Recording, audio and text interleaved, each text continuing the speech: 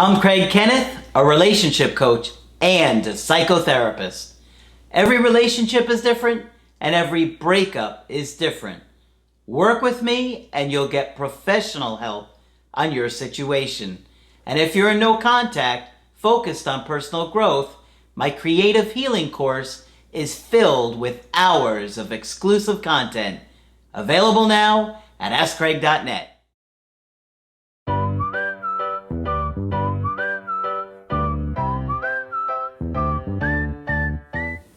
Hi there, I'm Coach Craig Kenneth. I'm Coach Margaret. And today we're going to be talking about a letter to your anxious mind.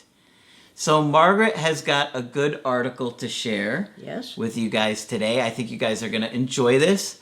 But I want to let you know that if you want to get our help personally, you could do that on my website, AskCraig.net. I do Skype and email coaching, and Margaret also does Skype coaching. So just click on Margaret if you want to talk to this lady. Okay. All right, Margaret, what do we got?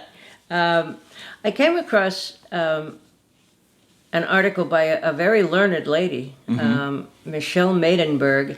She has a PhD, a master's in public health, and she's a clinical social worker. So she sounds pretty smart to me. Okay. Anyway, she wrote an article called A Letter to Your Anxious Mind.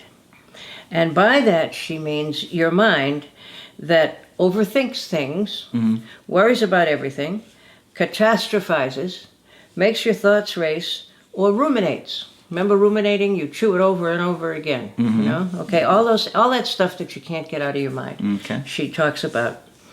And she starts, which is no surprise, saying, "Dear mind." And I think her concept of her mind is somewhat like the critical inner voice that we've talked about at such great length. Okay, she says, "Dear mind, while you are a vital organ that helps me in fundamental ways, I realize that I have a divisive relationship with you. I am hoping to improve the relationship, as I realize that if I work with you rather than against you, we can function synergistically, which will greatly benefit me." Okay? "You hold on to formative ways of thinking that becomes habit or an adaptation from your upbringing. You rely on older patterns of thinking and feeling because it is familiar, comfortable, and what you are used to. I get where you are coming from, but I also realize that what was purposeful in childhood doesn't always serve me well in adulthood." And that also goes for choosing your partners. Absolutely. The people that you choose in your adult life should be different than the people you would be attracted to in your early 20s.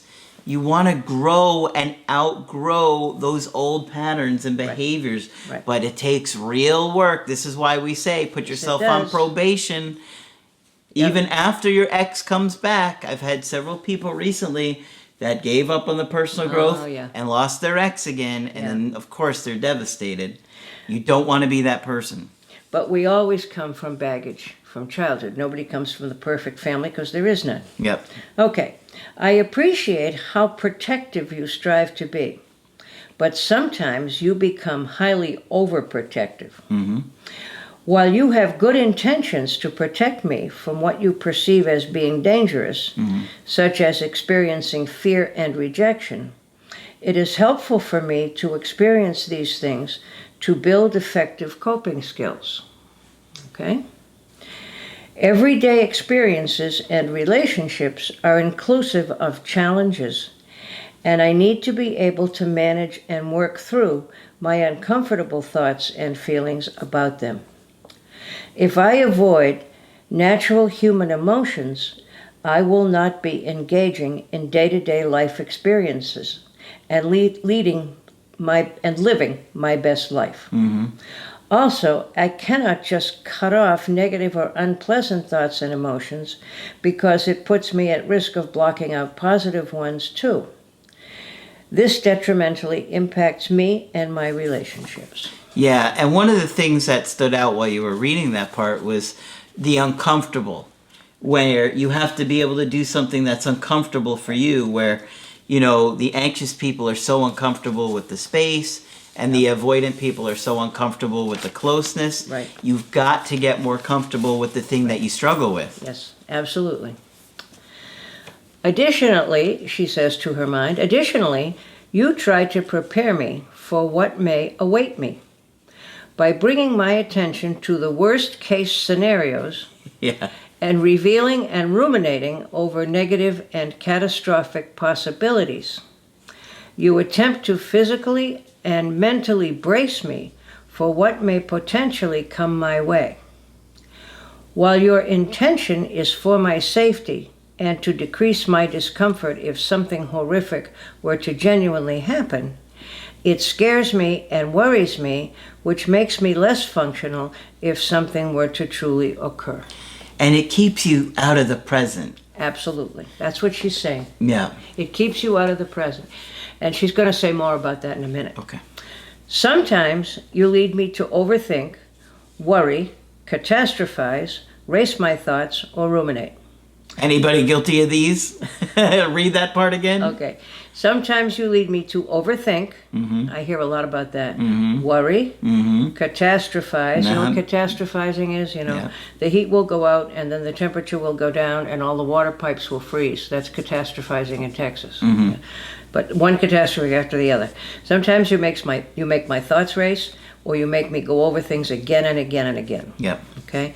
Sometimes you are so insistent that you be noticed and heard that you come at me with all those thought processes at once. Ever feel like that? Like your head's gonna burst? Yeah. This results in too much noise in my head and causes me to wish that my thoughts and feelings could disappear, or that I have the power to rid myself of them. Just get rid of those thoughts, says the mind. This noise results in an exhausting mind loop. I end up having thoughts about my thoughts, feelings about my feelings, thoughts about my feelings, and feelings about my thoughts.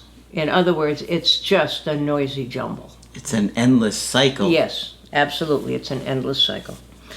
I truly wish that I had given you permission sooner to just let you know that you are truly okay just as you are.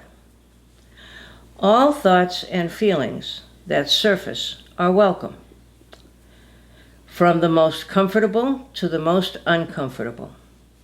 I am learning that it is vital that I experience and pay attention to my negative thoughts and feelings because they teach me about myself. Yeah. From here on, however, I am going to choose how to behave despite your input and banter. I will be driven by my values and my best self, rather than the thoughts and feelings you choose to highlight to me. I will focus on being in the present moment and focus on what is rather than the what ifs. I do not know what tomorrow will bring. I only know what is before me in this moment. If I continue to look toward the past and the future, I will continue to lose sight of and lack appreciation for what is afforded to me right now. So as you just said, Yeah. Mr. Craig, you can't stay in the present if your anxious mind is telling you all kind of crazy stuff. Yeah. Thank you. I just want to add that when we're going through a breakup in particular, we get so scared over any little clue or hint that our ex is never coming back. Yeah. And we get stuck on that. And we get stuck on that. Yeah. And it's very hard to get out of it. All right, she says, thank you, mind, for being there for me. I know you will consistently consider my mental and emotional well-being and try to guide and protect me. I will work toward further learning to appreciate and align with you. So she's saying she absolutely understands her anxious mind's trying to protect her. She also knows that all that is coming from childhood feelings and sort of strange behavior that didn't help. Okay? So she wants to get to the point where she can listen to what her mind is telling her, but still stay in the present and make her own decisions. Is that what you'd make of it too, Craig? Yeah, I thought she was kind of pointing out how the various different ways the mind keeps you, all these different symptoms of the anxiety, Right. and how it's going to impact your day-to-day life and your relationships and,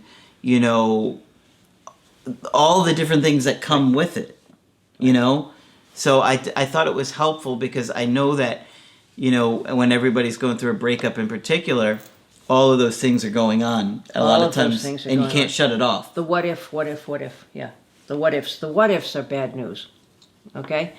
But she's also saying it's important to listen to that inner voice because it does tell you things, and often it tells you things about what your worries and concerns were when you were little.